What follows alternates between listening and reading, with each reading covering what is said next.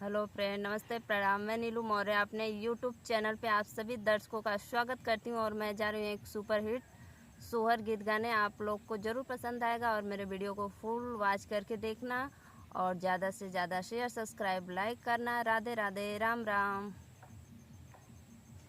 सासू के ऊंचा बामा हलिया हो नना दिया रजकर हो मोरी भाभी, एक दिन बेटा जाना मवतु हो सोहरवा हमा गाइत हो अंगन मा तोहरे आइत हो मोरी भाभी, कदी न बेटा जाना मवतु हो सोहरवा हमा गाइत हो अंगनमा तोहरे आइत हो।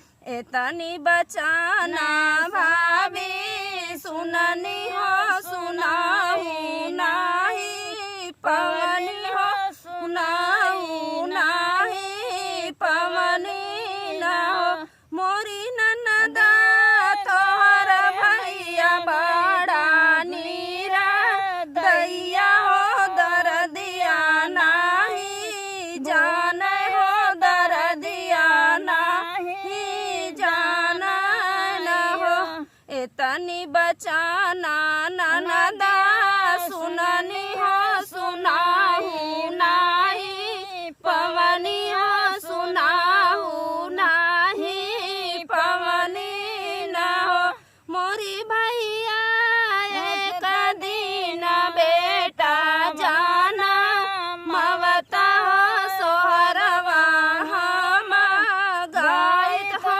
अंगनमा तोहरे आइत हो मोरे भैया, एक दिन बेटा जाना मवता हो सोहरवा हमा गाइत हो अंगनमा तोहरे आइत हो।